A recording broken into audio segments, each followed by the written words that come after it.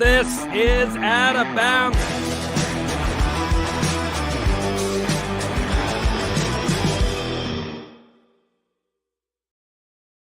This is Out of Bounds, your weekly spot for the weird, wild, and wacky in sports. That's me, O'Brien. I'm John Alba. It is another day here, the first Out of Bounds of March. If I'm not This is March, in the words of fellow Ithaca College bomber John Rothstein. Had to try. How quick were we? We were like 7 seconds into the show, and you got an Ithaca reference in. I'm also going to say Iowa, just so we get that one out of the way, too. Yes. Oh my Drink, everyone. Well, we'll be doing that here on Out of Bounds, as we do every single week with our opening toast momentarily. But Mia, how are you? What's the latest up in your neck of the woods? Well, up in my neck of the woods, I've been dealing with, for whatever the reason, I keep getting nosebleeds. So maybe, as I'm looking over at my desk here, maybe I should be bringing back the red nose that we had on Halloween. Maybe that'll pinch my nose, like you were suggesting during the pre-show meeting. I don't think that's gonna be all that helpful. It's red, so at least it'll it's the same color as the blood. I think it might make it worse. Truthfully. Have you seen Mean Girls, John? Of course, I've seen Mean Girls. How about She's the Man? I have seen She's the Man. What are your takes on if I put a tampon up my nose to stop the nosebleed? Wouldn't do it on air.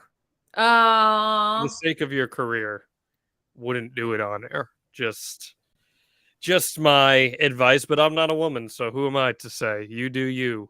I'm just looking out for you. But anyway, I'm glad to see that you're here, at least, as we have a fun show of Out of Boundary to talk about here. Were you traveling this weekend? No, I was actually in Jacksonville for the first time in like a month plus, which was very nice. Well, I guess I was last week too, but I had the fam in town. No, this weekend, ran a lot of errands. Did go to St. Augustine, but that's 25 minutes down the road, so can't complain. Good weekend, of course. And this was going to be my opening toast, so we can dive right into it, John. It is Players Championship Week here in Jacksonville, Florida, Jacksonville, FLA. One of these days, we need to get you to the Players Championship, John. Not for the debauchery on hole 17, not for the amazing food, but because of the Media Center coffee. I know you don't drink coffee. I know you don't. I was informed today that the very nice, I believe he's from Bolivia, man who makes our coffee is on vacation. So he's not going to be the barista this week. And I'm a little concerned, but we have a local company in Jax who's going to be handling it. But one of these days, I would like to share a hot chocolate, because they do hot chocolate, and you drink hot chocolate with you soon. At some point in our future, we've gotten to share many a food and beverage at Daytona 500, at the NCAA tournament. And so the next day that we reunite at a sporting event. But until then, this is Out of Bounds. Sounds good to me. Here we go.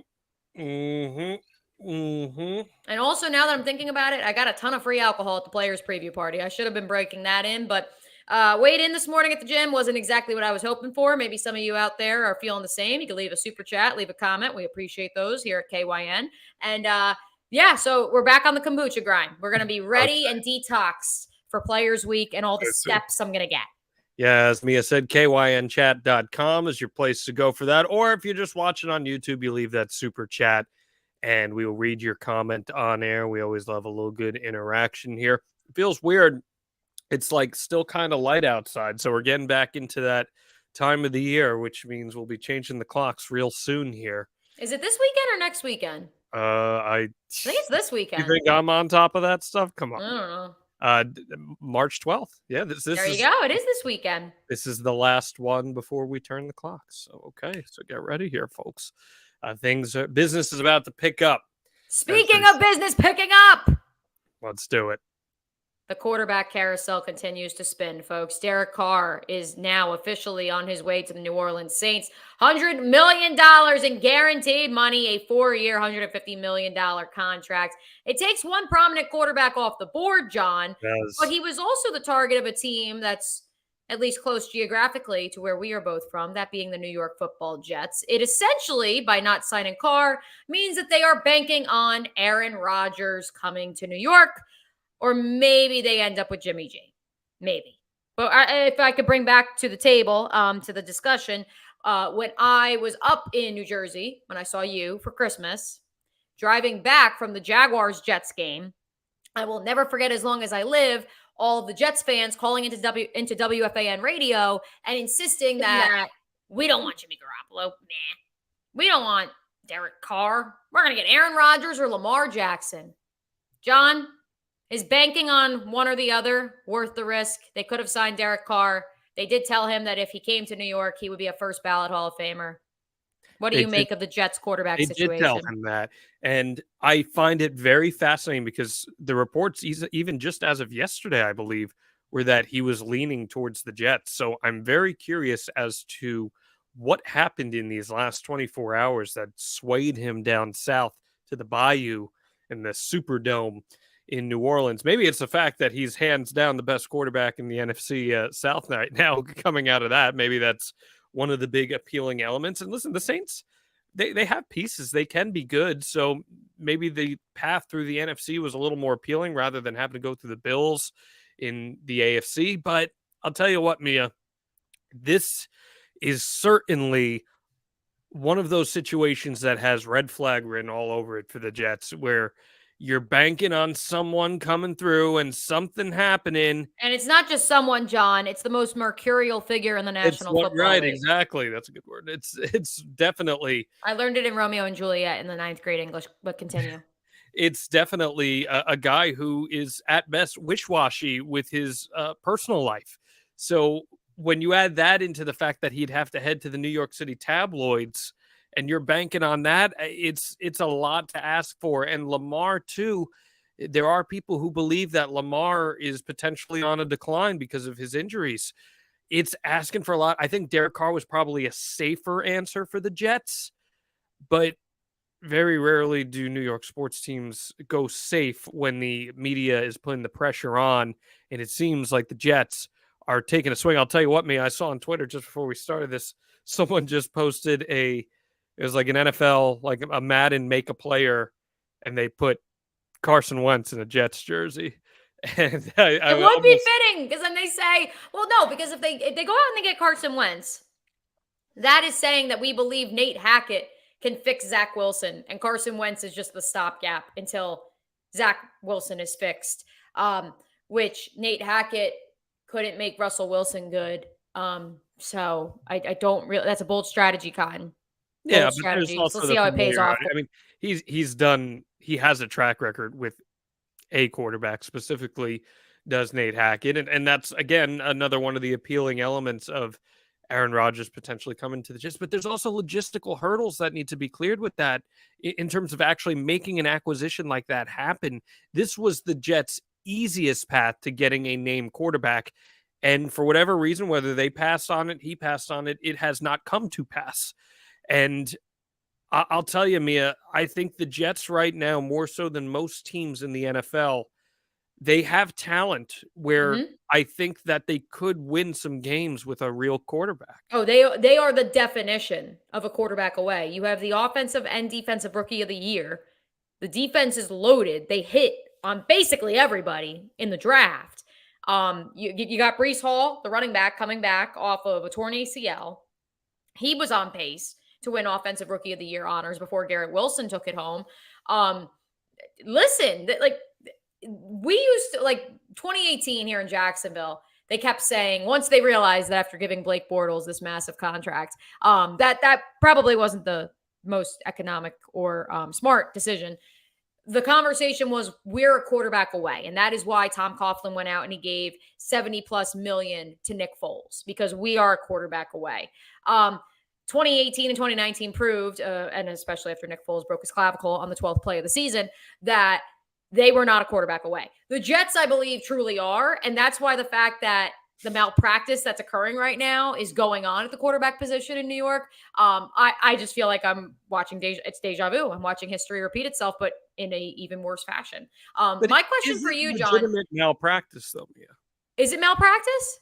Yeah, you drafted a quarterback number 2 overall. I thought you were talking about the free agent situation. Oh, no. I think that they just got. The Saints were the first team that Derek Carr met with. Dennis Allen was the head coach of the Raiders when Derek Carr was drafted by Oakland, then Oakland, now Las Vegas.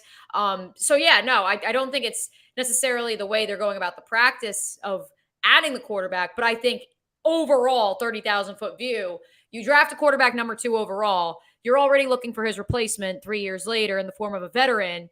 But then there's, of course, also Jets fans who say, if you're not going to do Aaron Rodgers or Lamar, then we'll just bring back Mike White and Zach Wilson. Yep. Mm-hmm. Which that is malpractice because you're in your window and you're not capitalizing on it. So, that I understand. That I totally understand. I'll ask you this, though, John, real quick before we segue to another topic in the National Football League. If you're Jimmy G, and let's say Aaron Rodgers either goes to Las Vegas or he goes back to Green Bay. If you're Jimmy G, and the Jets haven't even called, their fans say, meh, he's a backup, would you even take the call? Because that would probably be the third call. Jimmy G would definitely come under a lot of limelight in the New York City media. He would be an easy target for sure. He has already, he's withstood Boston media. Yeah, but I still think it's different. And he was only the starter for one season there. And it wasn't even for a full season. He was only there for a period of time as the starter. So I'm not putting too much on that. It's a little different when you're the starting quarterback for the New York Jets, a franchise that is plagued with underwhelming achievement. And if you are, as you alluded to, you're a team that you feel you're a quarterback away and the quarterback doesn't perform, well, then all of a sudden you're going to start feeling that pressure. You're going to start having to rely game to game on, do I make it through this week without my head getting chopped off by the media, the fans? It's a totally different situation than what most other franchises deal with. That's just reality. I hate to say it like that, but it is reality. What if I told you, John, the Jets weren't the only team that plays at MetLife Stadium facing this crisis? No, they're not. And I'll get to the same, but I just want to make one more real quick point here, Mia. Aaron Rodgers, say you mentioned the Raiders, the Jets. I want to throw this hypothetical out there before we move on. What if, hypothetically speaking, Jimmy G is gone from San Francisco, which it seems like he will be? Trey Lance, they're not sure it's going to be the guy. Purdy, he's not going to be the guy. What if all these years later, after San Francisco passed on Aaron Rodgers in the draft, when they had to pick between him and Alex Smith, and they picked Alex Smith, and Aaron Rodgers has made backhanded comments for almost 20 years. What if Aaron Rodgers ended up quarterback of the San Francisco 49ers, who actually might be a quarterback away? Give them the Lombardi. Give them the Lombardi now. Well, not only are they a quarterback away, they have the quarterback whisperer, the real one, with all due respect to some colleagues of mine, the real quarterback whisperer, and Kyle Shanahan, who was about to have to make Christian McCaffrey play quarterback in a playoff game and probably could have done it because Kyle Shanahan is a wizard. So, yes, I would be here for that. NFC, so it's California. It's right by Cal Berkeley, where Aaron Rodgers went to school. Probably got some buddies who he can smoke ayahuasca with out there. All happy smiles. I'm just saying. California taxes. Enjoy, Aaron. I'm just saying it would be fairly interesting. But another situation, as you alluded to, at MetLife Stadium, this guy, Daniel Jones. Your top 10 quarterback in the National Football League. Again, I think that he very well may be a top 10 quarterback. The issue that has been at hand here is that he reportedly wants $45 million. The franchise tag deadline is tomorrow. And him and the Giants have been at a little bit of an impasse. But they've been discussing week in and week out here, especially over the last week after Aaron Rodgers changed representation from his agency, or Daniel Jones, rather. This is going to be a really unique situation, Mia, because when you look at Daniel Jones, a lot of people say, $45 million a year, don't see it coming off one good year. Well, here's where I look at this, Mia, and I'm going to pose you on it. I feel like we've reached a point where there's just no going back on quarterback value. Like this is the standard from now on. You are the piece, and you are to be expected to get paid as long as you are productive. And there's no doubting that Daniel Jones was a productive NFL player last year. So I'll ask you on that. Is there any turning back here with NFL quarterbacks? In terms of, you mean the rising value? Financially. No, the toothpaste is out of the tube. We talked about this on XL Primetime last week. One of my co-hosts, Leon Searcy, former All-Pro right tackle, and he said that when people have suggested that here in Jacksonville locally, that Trevor Lawrence looks at Tom Brady and how he never was the highest paid quarterback in the National Football League because he was worried about the rest of the team and keeping the core together and making it work financially for the Patriots. And Trevor wants to do that in Jacksonville. And Leon said, that's great that Trevor wants to do it, but I can guarantee you his agent doesn't. And moreover, the powers that be will not let quarterbacks take less money because this is the market value and this is where it's got to go next. And then it's got to go here. And then it's got to go there. Just because then it helps the entire collective of quarterbacks out. Well, it's also raising the cap, too, for everyone around them involved. I just want to point at this. I don't like fans coming down on Daniel Jones here for feeling like he deserves $45 million because, first off, the first dam break was with Jerry Jones and Dak Prescott.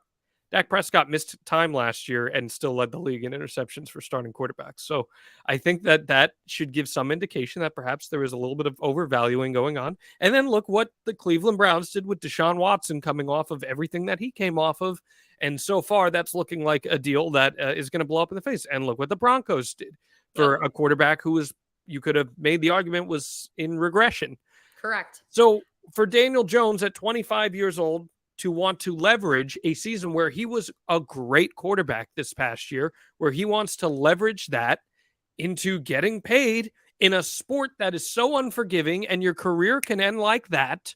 And even if it doesn't, you're potentially dealing with long-term effects for many, many years to come. Man, get that bag.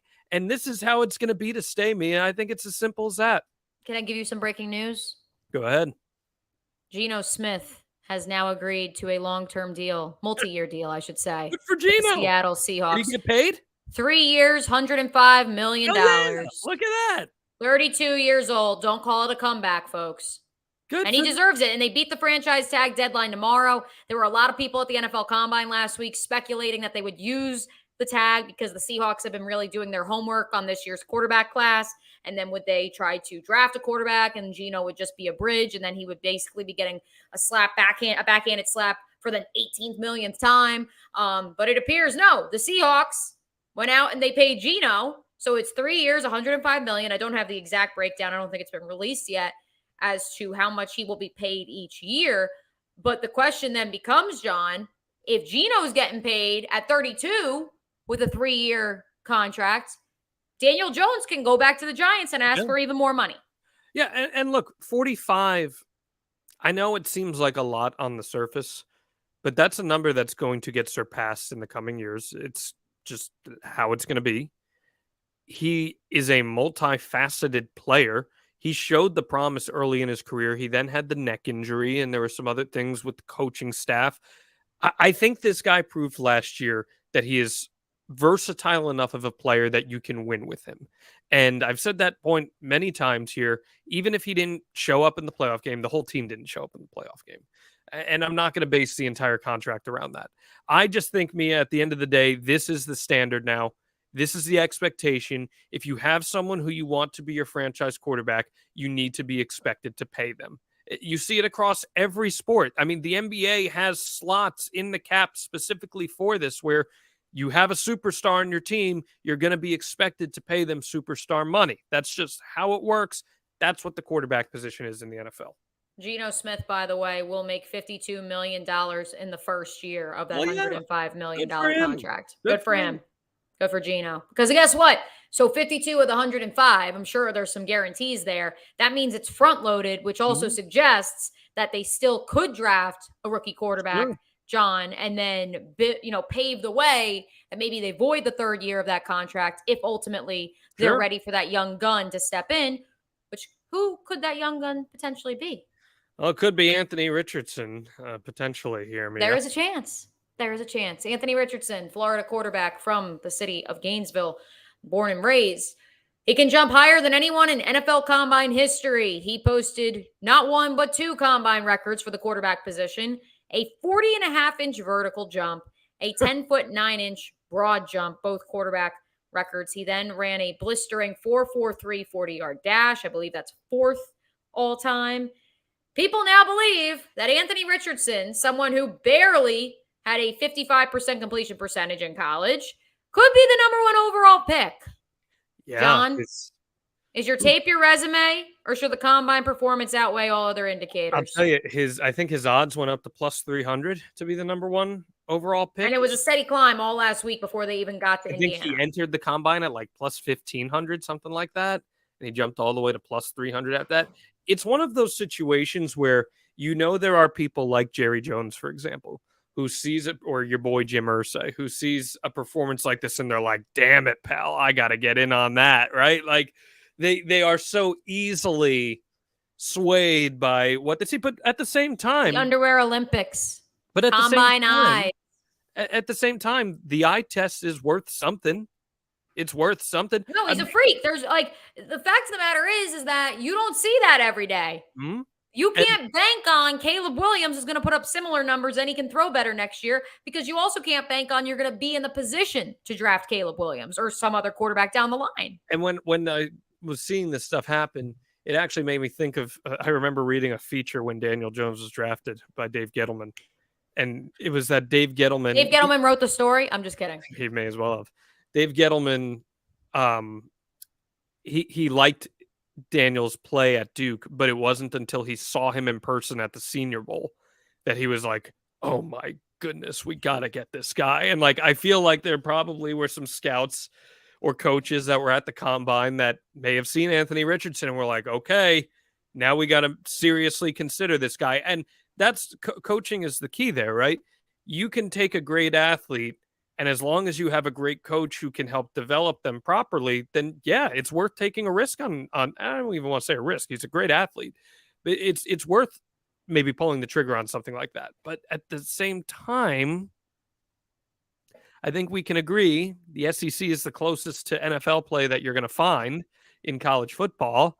And as you alluded to, it's not like Anthony Richardson lit things up this year. No, his career stat numbers, he appeared in 22 games. His only full year as a starter was this past season, in which he had a 53.8 completion percentage, threw for 2,500 yards, 17 touchdowns, and 9 interceptions.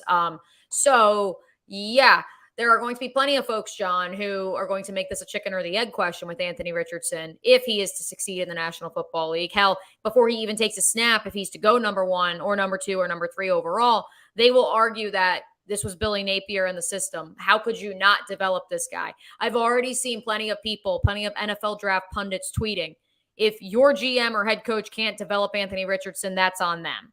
And if I had to guess without breaking too much news, although I think it's kind of become public knowledge at this point, I think somebody reported it. Those pundits that are saying that got a hold of Anthony Richardson's cognitive scores and his testing scores and the fact that he wowed coaches on the grease board last week in Indianapolis.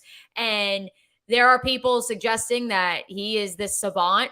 And and that he can the only reason he was struggling at Florida was because, and this part I do believe, and I've said this because I know Anthony. I've gotten to know him since he was training with Denny Thompson at 6 Points Academy here in Jacksonville. And so obviously it's down the road where he's from in Gainesville. And Anthony's been training with Denny since he was in the 9th grade.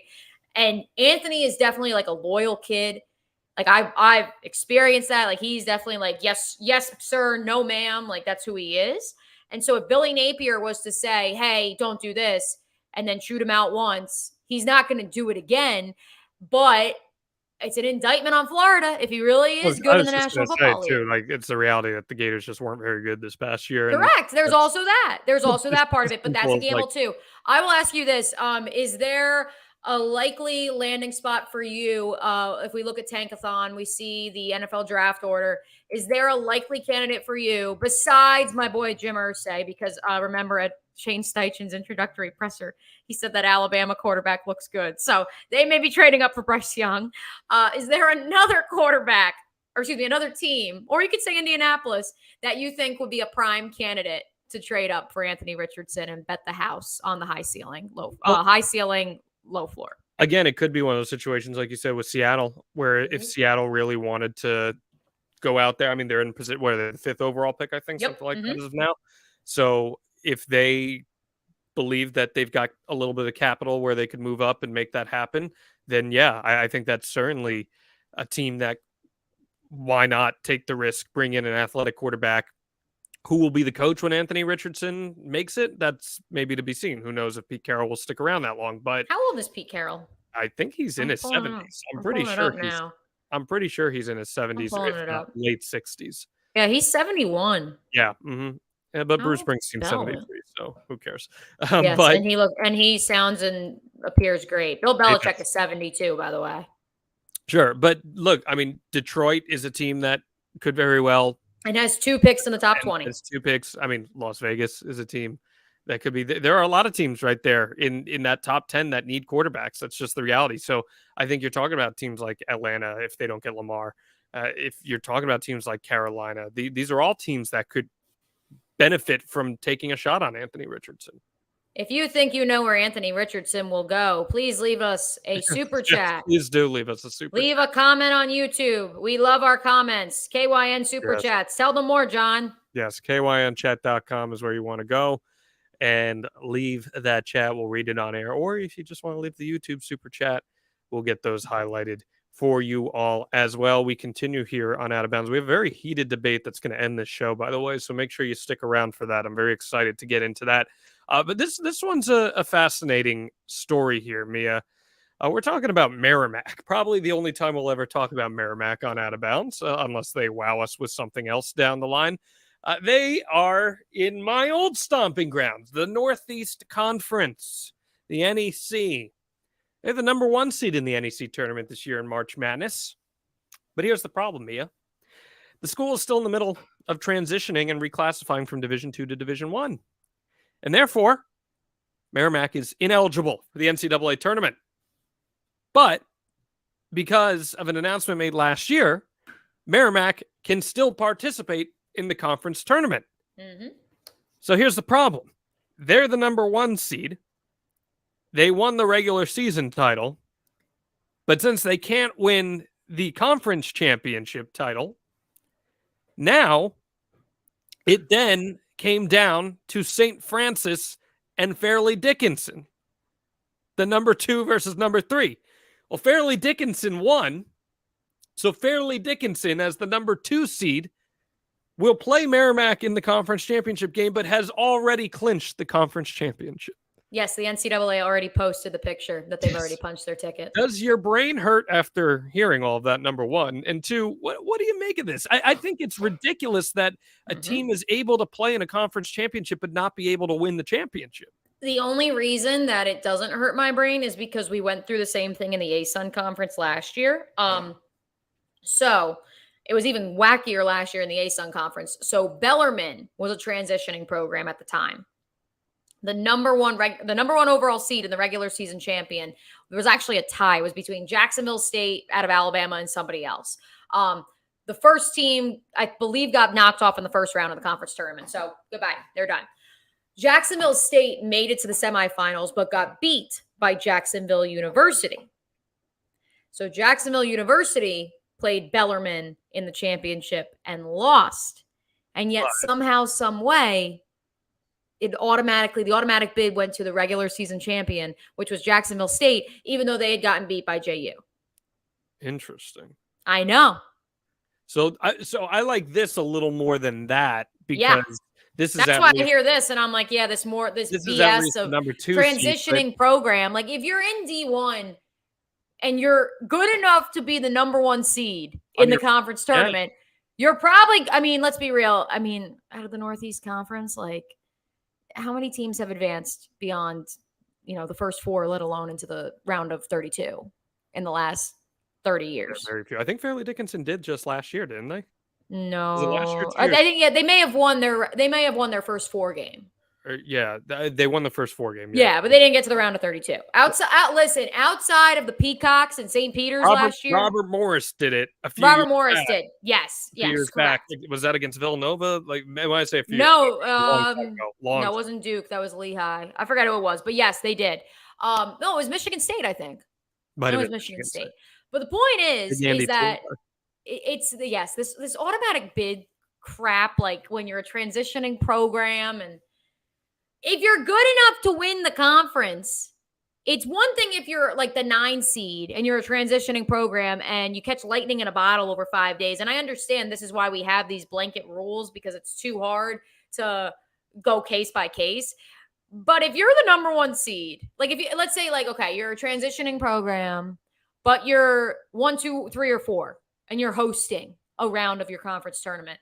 In my estimation, that deems you're probably good enough to win the tournament. And like, also, why are we penalizing schools for moving up? Right. Like Merrimack is playing it's more supposed difficult. to be it's supposed to be a safe, a rail guard, safe I guard. get that, to like make it easier to transition in, but like they're winning against better opponents than what they were facing. Exactly. If this is really supposed to protect them, then don't let them play in the conference tournament.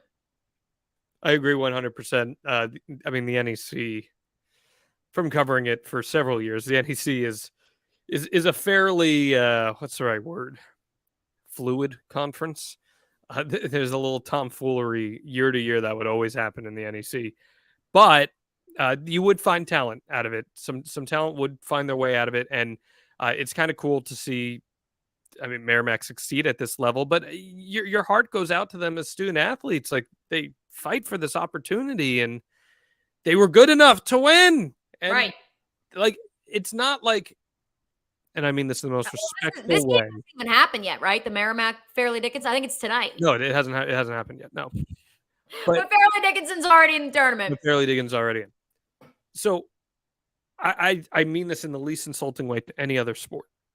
But like, you're not just talking about missing out on NCAA tournament. You're talking about missing out on the show. The NCAA men's basketball tournament is money too. The show, right? Mm-hmm. Like, that is the show of shows. And to be good enough to make it, but not be able to play in it, that just sucks. And that's something that a lot of those guys on that team are going to have to live with for the rest of their lives, that they missed out on that opportunity. Right. And that's why even like you look at Bellarmine. So again, they were a transitioning program last year. I believe this year they are still, or maybe not. I don't know. I actually think this year it would have been, if they made it, they would have been allowed. There's some other things that is a transitioning program because they transitioned in 2020 that they couldn't or could not do. But like, just imagine those guys that they had the opportunity to go last year, but they ran it back with most of the same guys. They have 2 guys who are 6-year seniors, and then they got beat. Kennesaw State won the ASUN conference this year. So you come back and you say, all right, well, now we can finally qualify. And this time you don't. Well, sending Fairleigh Dickinson, the pride of New Jersey, all the best. They just want those media ratings. They want those North Jersey media ratings. It's fine. It's whatever. Speaking of media ratings in the New York City market, I don't know what the Brooklyn Nets are right now. Our good friend Ian Eagle. Yeah, I know they're booty, so I don't want to know how many people are tuning into our good buddy Ian Eagle. Thankfully, he has the NCAA tournament coming up. He does. But speaking of the Nets, now former Net Kevin Durant, now with the Phoenix Suns. Still weird. Picked up a 4-point win yesterday over the Dallas Mavericks in Durant's first game, wait for it, against former Net Kyrie Irving, who now plays for Dallas.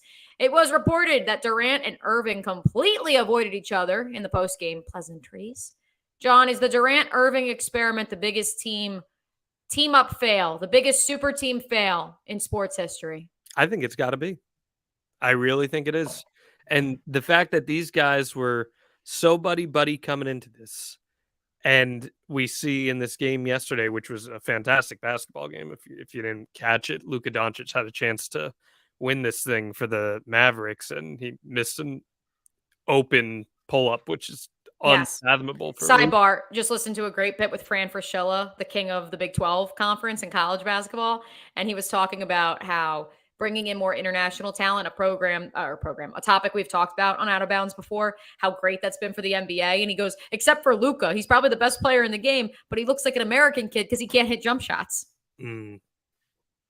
This wasn't even a jump shot. I mean, this is like maybe 5-6 feet away, and he just missed it. But he's from America. And then Devin Booker and him got in a quarrel. But man, what a sight that Kyrie and Kevin Durant, after everything that happened, and Kyrie, first there was the mental health stuff that he sat out for. Then there were the Black Lives Matter stuff that he sat out for. And then there was the anti-vax stuff that he sat out for.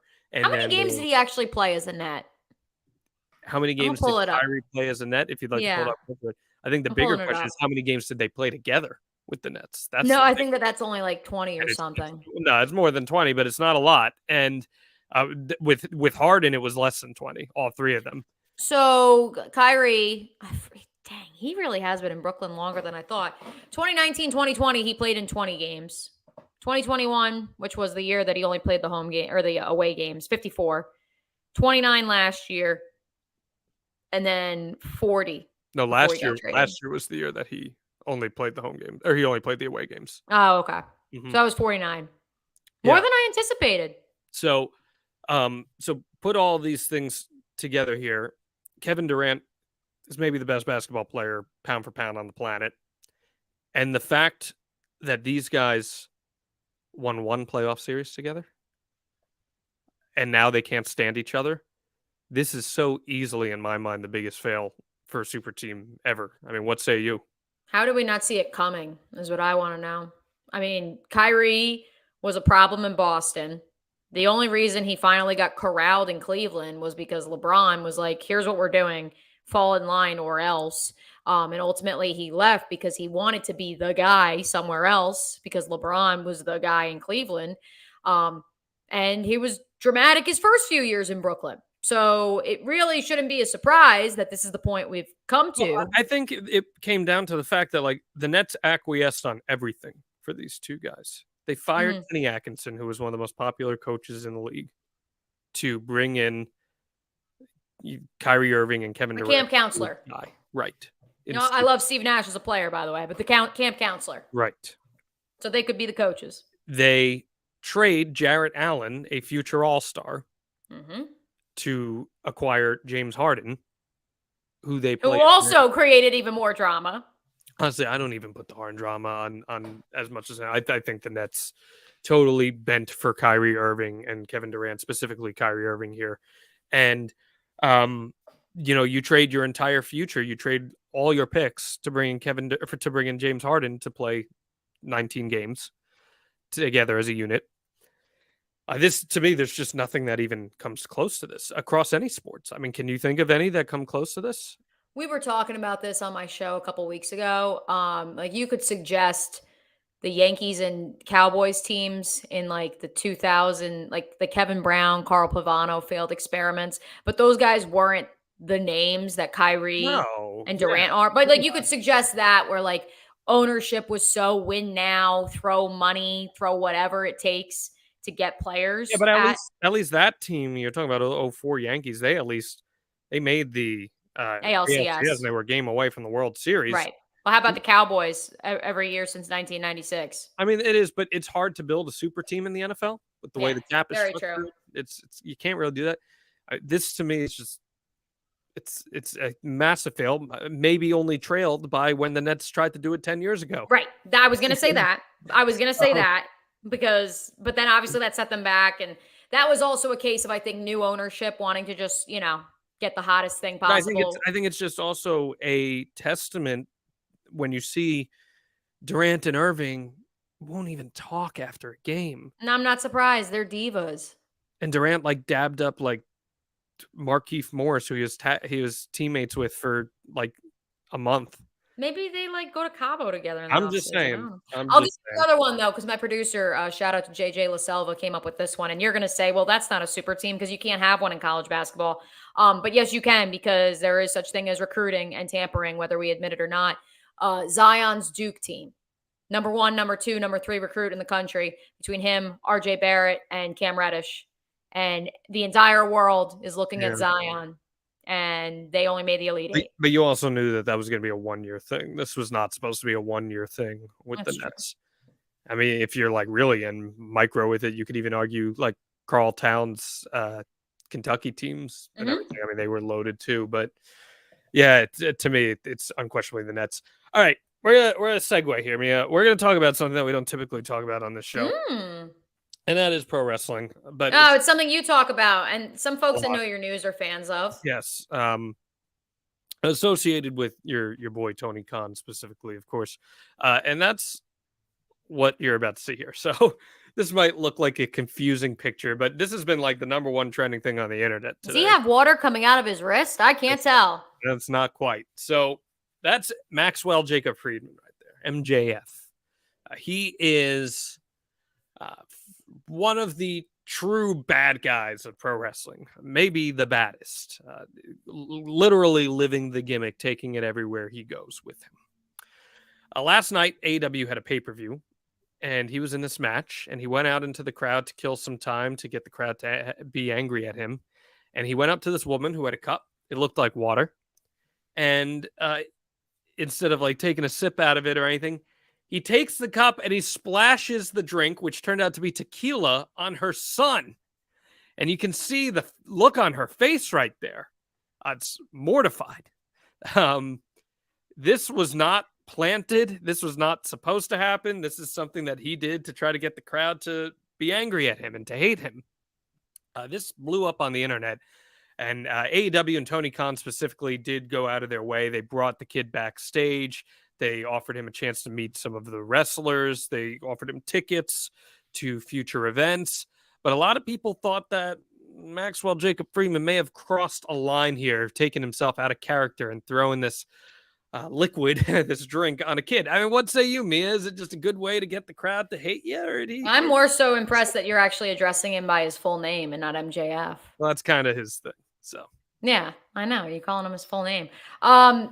I mean, listen, in the words of Tony Khan, I am a fringe wrestling fan, and I am someone that did cover Olympic wrestling, Olympic style wrestling, I should say, extensively in the first few years of my broadcasting career. So I will reserve any comments about the sport of pro wrestling. But as you have long told me, John Alba, so much of it is staged. This was taking it a step too far.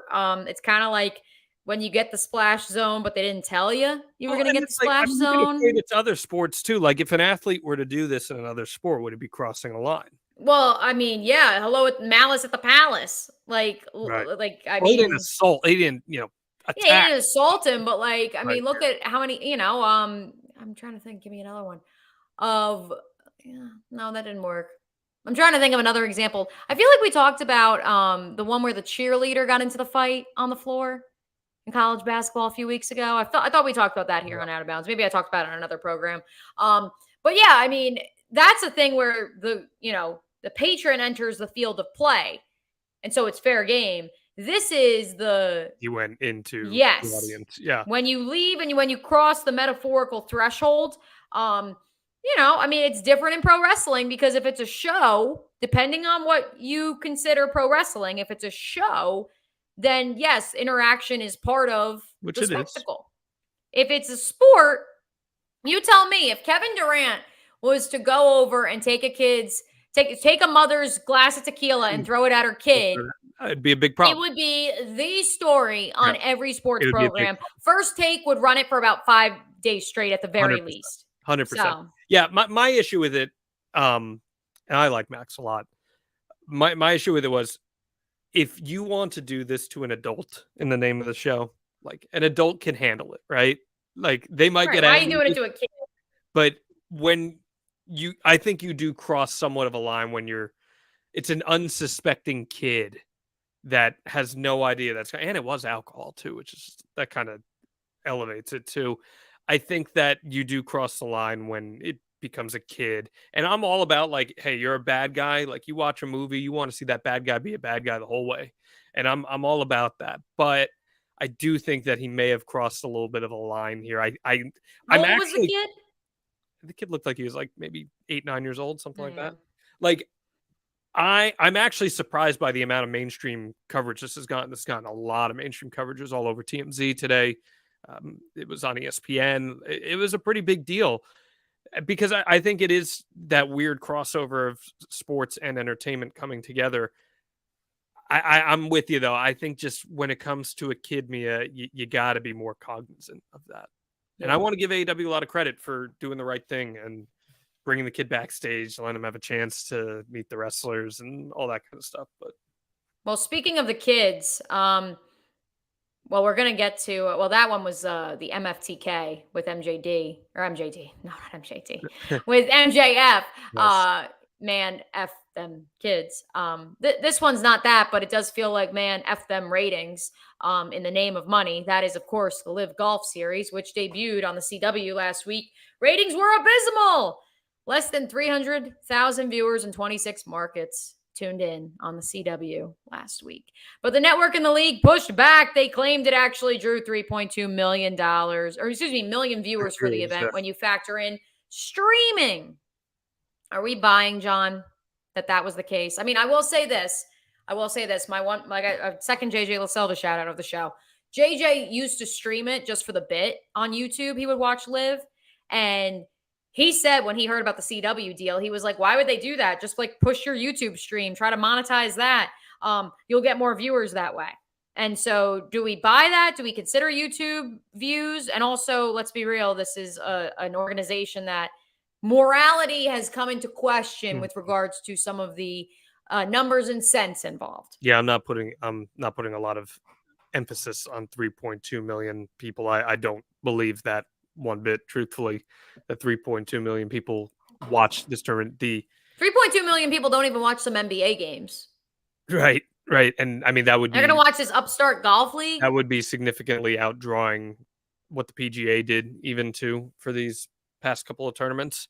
I don't foresee that being the case at the end of the day here, with all due respect to the competitors who are involved with LIV Golf, even though I don't really feel like I need to, given how much money they're walking away with from competing in these events. But hey, you do you, boy. I think, Mia, that this is going to be something we're going to be hearing a lot of. No, things are going really well. Really, pay no attention to that man behind the curtain. Right, exactly. Because look, they got to sell their product, and do they owe it to anybody to be truthful? No, they're a private company. They can say whatever the hell they want to say at the end of the day here.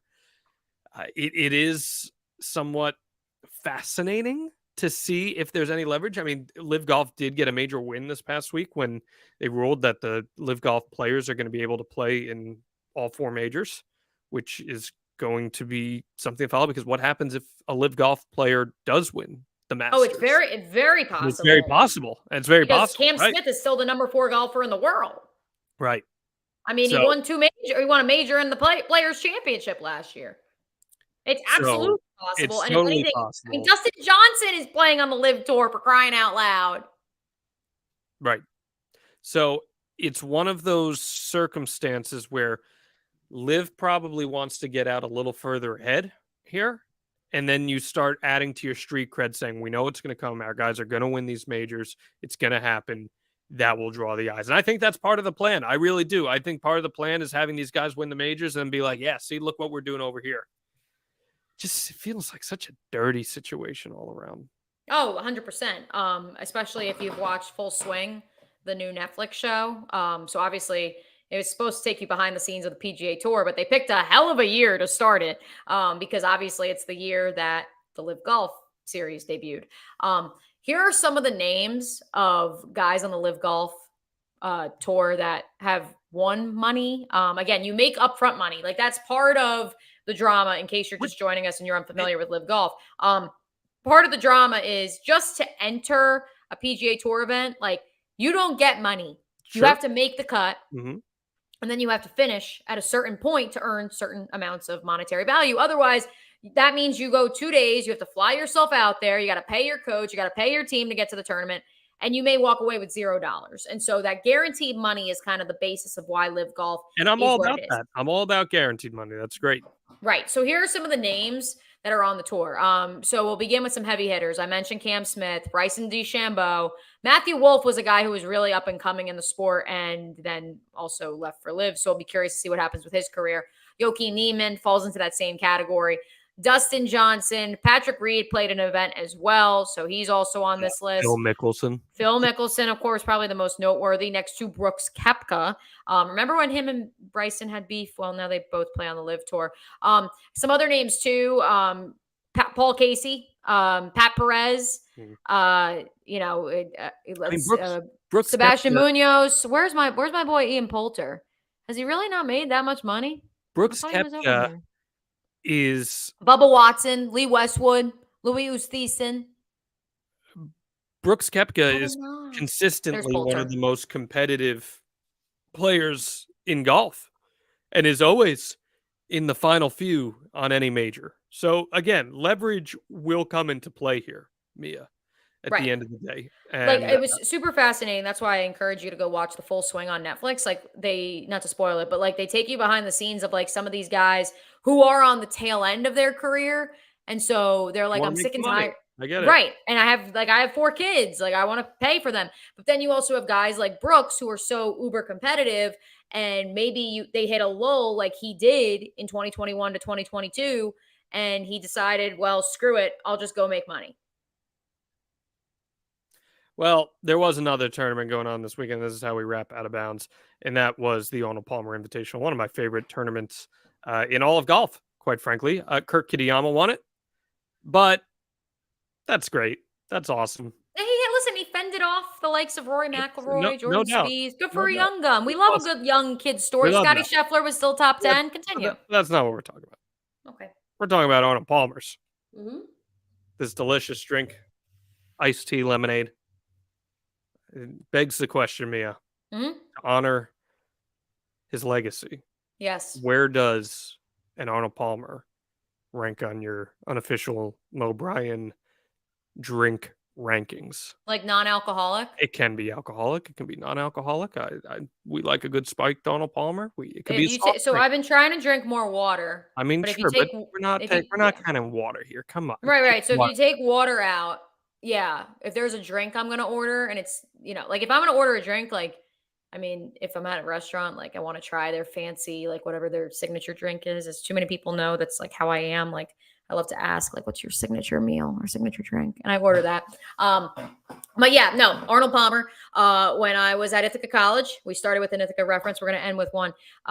Rogan's Deli, Bomber Subs. You heard a lot about that for 4 years, John. It's a chicken parm crossed with a cheesesteak, heart attack waiting to happen.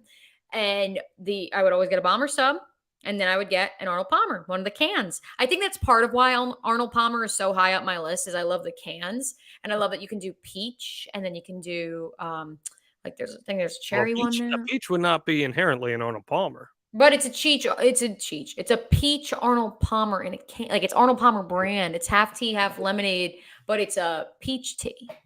I mean, look, I'm all about that. I'm big on the Arnold Palmer, big time on the Arnold Palmer. If I'm drinking a sweet drink, there's a good chance that it might be an Arnold Palmer. I'm putting Arnold Palmer probably in my top 2 soft drinks. If I were, well, part of it too for me is like my family growing up. Palmer as we speak. Oh, look at you. Our savior Wawa.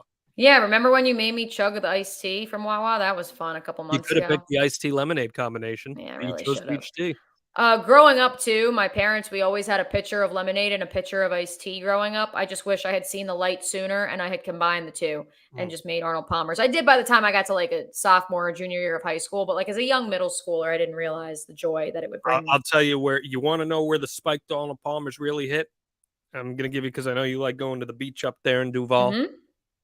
You go, you get those packages of the spiked Arnold Palmer's that you can buy. Mm-hmm. The Arnold Palmer brand. You bring those out on the beach, they'll go down like juice. It's amazing. Amazing. On a hot beach day, a nice AP, that's where it is at. I agree. I'm always down for lemonade or iced tea, and so why not put them together? And then I think it's worth mentioning the iconic This Is Sports Center commercial where Arnold Palmer is there in the ESPN cafeteria, and there is a pitcher of lemonade, a pitcher of iced tea, and he gets a little bit of both. And everyone is intently staring, and they just say, wow. That's great. Well, what else is in your Mount Rushmore then? I'm putting Arnold Palmer. Again, if we're talking like soft drinks and stuff. Yes, soft drinks. I would individually. Okay, so I do love regular lemonade. I love a good strawberry or raspberry lemonade. Mm-hmm. I'm putting that in there 100%. Yep.